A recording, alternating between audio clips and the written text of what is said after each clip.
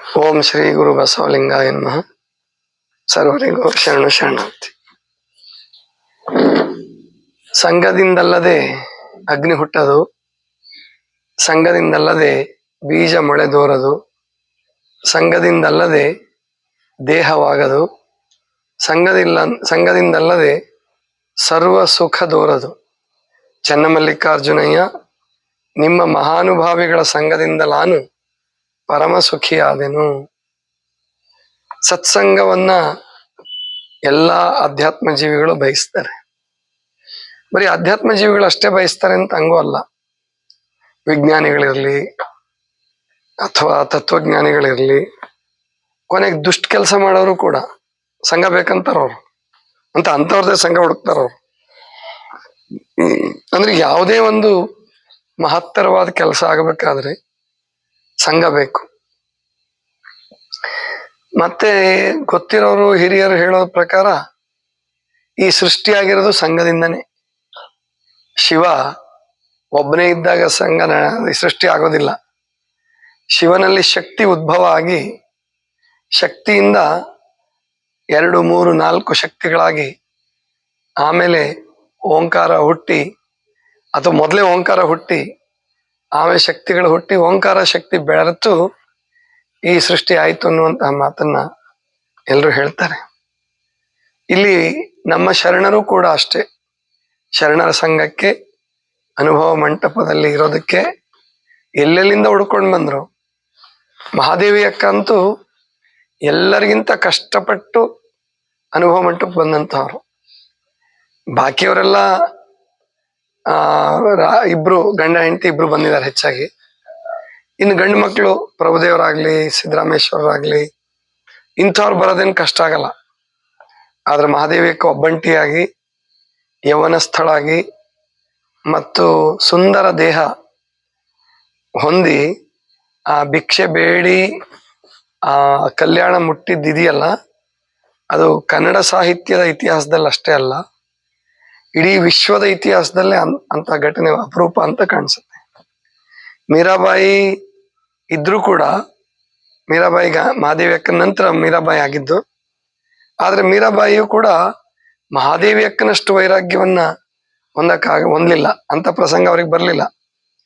ಆದ್ರೆ ಮಹಾದೇವಿ ಅಕ್ಕನಿಗೆ ಬಂದಂತಹ ಪ್ರಸಂಗ ನೋಡಿದ್ರೆ ಅವರು ತಾಳಿದ ವೈರಾಗ್ಯ, ಆ ದಿಗಂಬರತ್ವ, ಇದು ಕಲ್ಪನಾತೀತ ಮತ್ತು ಅಸದೃಶ. ಅಂದ್ರೆ ಹೋಲಿಕೆ ಕೊಡೋದಕ್ಕೆ ಇನ್ನೊಂದು ಘಟನೆ ಇಲ್ಲ.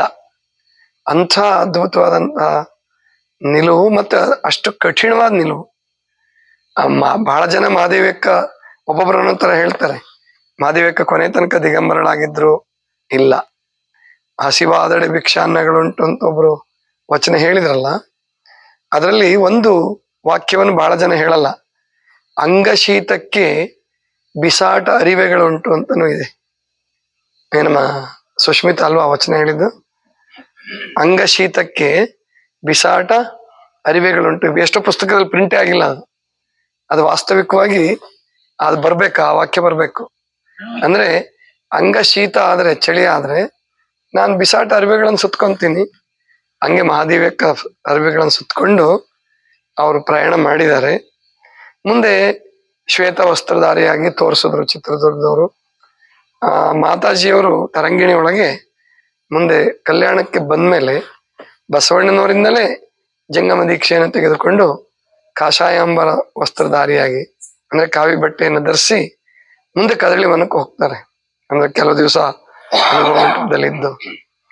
ಇಲ್ಲಿ ಈ ವಚನದಲ್ಲಿ ಬಹಳ ಅದ್ಭುತವಾದಂತಹ ಸಂಗತಿಗಳು, 3 ಸಂಗತಿಗಳನ್ನ ತಗೊಂಡು ಅವರು ಕೊನೆಗೆ ನಿಮ್ಮ ಶರಣರ ಸಂಘದಿಂದಲಾನು ಪರಮ ಸುಖಿಯಾದೆನು. ಸಂಘದಿಂದಲ್ಲದೆ ಅಗ್ನಿ ಹುಟ್ಟದು, ಸಂಘದಿಂದಲ್ಲದೆ ಬೀಜ ಮೊಳೆದೋರದು, ಸಂಘದಿಂದಲ್ಲದೆ ದೇಹವಾಗದು, ಸಂಘದಿಂದಲ್ಲದೆ ಸರ್ವ ಸುಖ ದೋರದು. ಇದು 4 ಸಂಗತಿಗಳನ್ನು ತಗೊಳ್ತಾರ.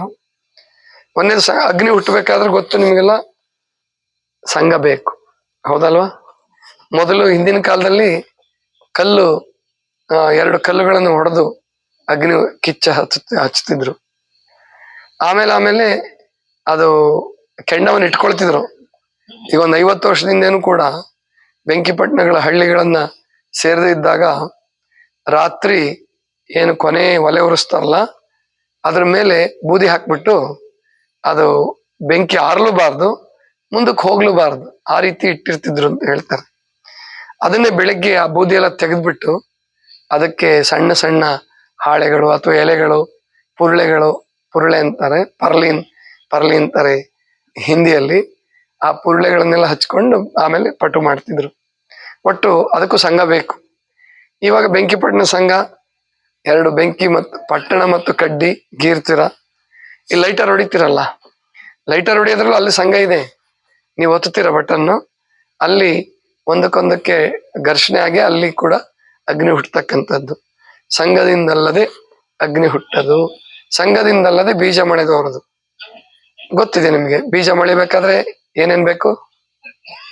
ಮಣ್ಣು ಬೇಕು, ನೀರ್ ಬೇಕು, ಜೊತೆಗೆ ಕಾವು ಬೇಕು. ಬರೀ ತೇವಾಂಶ ಇದ್ರೆ ಅದ್ ಮೊಳಕೆ ಹೊಡೆಯಲ್ಲ. ನೀರು ಬೇಕು, ಅದೆಷ್ಟು ನೆನಿಬೇಕು ಅಷ್ಟು ನೆನಿಬೇಕು, ಆಮೇಲೆ ಕಾವು ಬೇಕು, ಮಣ್ಣಿರ್ಬೇಕು. ಮಣ್ಣಿನ ಸಂಘದಿಂದನೇ ಅದು ಬೀಜ ಮಣ್ಣು, ನೀರು, ಕಾವು 3 ಸೇರಿದ್ರೆ ಬೀಜ ಮೊಳಕೆ ಹೊಡೆಯುತ್ತೆ. ಅಲ್ಲಿ ಕೂಡ ಸಂಘ ಬಂತು. ಸಂಘದಿಂದಲ್ಲದೆ ದೇಹವಾಗದು, ಇದು ಗೊತ್ತಿದೆ ನಿಮಗೆ. ದೇಹ ಅಂದ್ರೆ ಪಂಚಭೂತಗಳ ಸಂಘ, 5 ತತ್ವಗಳು ಸೇರಿ ಪಂಚಭೂತಗಳಾಗಿ ದೇಹ ಆಗಿದೆ. ಜೊತೆಗೆ ಆತ್ಮ ಅಲ್ಲಿ ಸೇರ್ಕೊಂಡ್ರೆ ಮಾತ್ರ ದೇಹ ನಿರ್ಮಾಣ ಆಗುತ್ತೆ. ದೇಹ ನಿರ್ಮಾಣಕ್ಕೆ ಅಥವಾ ಹುಟ್ಟಿಗೆ ಕಾರಣವಾದ ತಾಯಿ ತಂದೆಗಳ 2 ಅಣುಗಳು ಕೂಡ ಸಂಘದಿಂದಲೇ, ಅಂದ್ರೆ ಸಂಘದಿಂದಲ್ಲದೆ ದೇಹವಾಗದು, ಸಂಘದಿಂದಲ್ಲದೆ ಸರ್ವ ಸುಖ ದೋರದು. ಯಾವುದೇ ಸುಖ ಉಂಟಾಗಬೇಕಾದ್ರು, ಸುಖದಲ್ಲಿ 3 ಪ್ರಕಾರದ ಸುಖ ಹೇಳ್ಬೋದು: ಇಂದ್ರಿಯ ಸುಖ, ಬೌದ್ಧಿಕ ಸುಖ, ಆಧ್ಯಾತ್ಮಿಕ ಸುಖ. ಇಂದ್ರಿಯ ಸುಖ ಅಂತೂ ನಿಮ್ಮೆಲ್ರಿಗೂ ಅನುಭವಕ್ಕೆ ಬಂದಿರ್ತದೆ.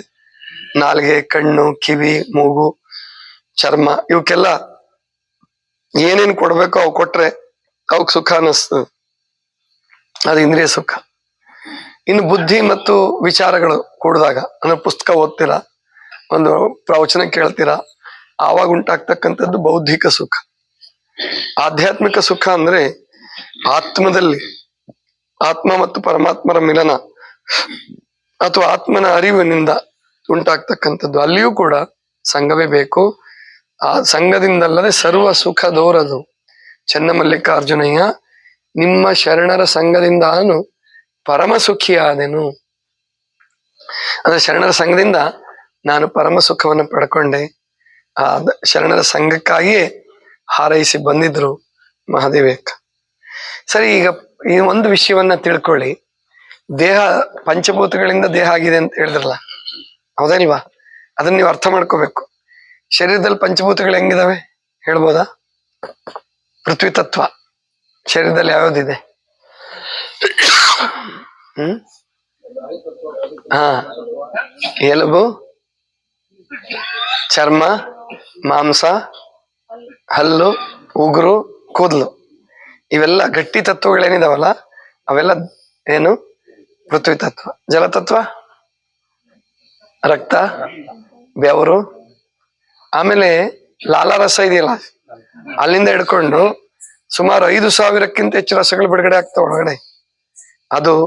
ಇವೆಲ್ಲವೂ ಕೂಡ ಏನಂತಾರೆ? ಜಲತತ್ವ. ಅಗ್ನಿತತ್ವ, ಅಗ್ನಿತತ್ವ ಇದೆಯಲ್ಲ ಶರೀರದಲ್ಲಿ, ಜಠರಾಗ್ನಿ, ಗುಡ್. ಆಮೇಲೆ ಉದರಾಗ್ನಿ ಅಂತ ಕರೀತಾರೆ, ಅಥವಾ ಜಠರಾಗ್ನಿ. ಶೋಕಾಗ್ನಿ ಅಂತ ಒಂದಿದೆ, ದುಃಖ ಆಗತ್ತಲ್ಲ ನಿಮ್ಗೆಲ್ಲ, ಶೋಕಾಗ್ನಿ. ಆಮೇಲೆ ಉದರಾಗ್ನಿ, ಶೋಕಾಗ್ನಿ. ಆಮೇಲೆ ಕಾಮ, ಕ್ರೋಧ, ಲೋಭ, ಮೋಹ, ಮದ, ಮತ್ಸರಗಳೇನದವಲ್ಲ ಅಷ್ಟು ಅಗ್ನಿತತ್ವನೇ ಅವು. ಹರಿಷಡ್ವರ್ಗಗಳು ಅಗ್ನಿತತ್ವನೇ. ಅಗ್ನಿತತ್ವ ಇದೆ.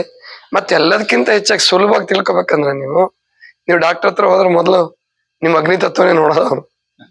ಯಾವ್ದೇ ಕಾಯಿಲೆ ಅಂತ ಹೋದ್ರು ಇಲ್ಲ ಅದ ಕೈ ಇಟ್ಟು ನೋಡ್ತಿದ್ರು ಮೊದಲು, ಇಲ್ಲ ಅದ ಥರ್ಮೋಮೀಟರ್ ಇಟ್ಟು ಚೆಕ್ ಮಾಡ್ತಾರೆ. ಅಗ್ನಿತತ್ವ, ಹೌದಲ್ವಾ? ಅಂದ್ರೆ ಶರೀರದಲ್ಲಿ ಅಗ್ನಿತತ್ವ, ಶರೀರದ ಅಗ್ನಿತತ್ವ ಹೊರಟೋದ್ರೆ ಮುಗಿತ ಅಲ್ಲಿಗೆ. ತಣ್ಣಗಾದ್ನಪ್ಪ ಅಂತಾರೆ, ಗೊತ್ತಾಯ್ತಿಲ್ಲ? ಶವ ಮುಟ್ ನೋಡಿದ್ರೆ ತಣ್ಣಗೆ ಇರ್ತದ, ಬಹಳ ಬಹಳ ಉರಿತಿದ್ದ ತಣ್ಣಗಾದ ಅಂತಾರಲ್ಲ. ಅಂದ್ರೆ ಅಲ್ಲಿ ಅಗ್ನಿತತ್ವ ಹೋಯ್ತು. ಆಮೇಲೆ ವಾಯು ತತ್ವ ಇದೆಯಾ? ಯಾವ ರೂಪದಲ್ಲಿದೆ? ಉಸಿರಾಟ. ಪಂಚಪ್ರಾಣಗಳು ಅಂತ ಕರೀತಾರೆ. ಪಂಚ ಉಪಪ್ರಾಣಗಳು ಅಂತ ಇದೆ. ಒಟ್ಟು ದಶವಾಯುಗಳು. ಆ ರೂಪದಲ್ಲಿ ಅಗ್ನಿ ತತ್ವ, ವಾಯು ತತ್ವ ಇದೆ. ಆಕಾಶ ತತ್ವ ಇದೆಯಾ ಇಲ್ವಾ? ಹಾ, ಖಾಲಿ ಜಾಗ ಅವಕಾಶ ಮಾಡಿಕೊಡುತ್ತಲ್ಲ, ಅದೆಲ್ಲವೂ ಆಕಾಶ ತತ್ವನೇ. ಅಂದ್ರೆ ಮೂಗಿನಿಂದ ಪ್ರಾರಂಭ, ಮೂಗು, ಶ್ವಾಸಕೋಶ, ಕಣ್ಣು, ಕಿವಿ, ಬಾಯಿ ಆಡಿಸ್ಬೇಕಾದ್ರೆ, ನಾಲ್ಗೆ ಓಡಾಡ್ಬೇಕಾದ್ರಲ್ಲಿ ಆಕಾಶ ಇದ್ರೆ, ಹಲ್ಲುಗಳ ನಡುವೆ ಆಕಾಶ ಇದೆ. ಹಲ್ಲು ಒಂದೇ ಅಖಂಡ ಇದ್ದಿದ್ರೆ ನಿಮಗೆ ಕಷ್ಟ ಆಗದ ಅಗಿಯಕ್ಕೆ, ಗೊತ್ತಾಯ್ತಲ್ವಾ? ಹಲ್ಲುಗಳ ನಡುವೆ ಆಕಾಶ ಇದೆ. ಆದ್ರಿಂದ ಆಕಾಶ ತತ್ವ ಇದೆ. ಆತ್ಮ ತತ್ವ ಅದಕ್ಕಿಂತ ಸೂಕ್ಷ್ಮವಾಗಿದೆ. ಹೀಗೆ ದೇಹ ಆಗಿರೋದು ಪಂಚಭೂತಗಳ ಸಂಘದಿಂದಲೇ. ಆ ಪಂಚಭೂತಗಳನ್ನು ಸರಿಪಡಿಸ್ಕೊಂಡ್ಬಿಟ್ರೆ ವ್ಯತ್ಯಾಸ ಆದ್ರೆ ಕಾಯಿಲೆ, ಸರಿಯಾಗಿ ಇಟ್ಕೊಂಡ್ರೆ ಅದೇ ಆರೋಗ್ಯ. ಇದಿಷ್ಟು ಇವತ್ತಿನ ಚಿಂತನ. ಸರ್ವರಿಗೂ ಶರಣು ಶರಣ.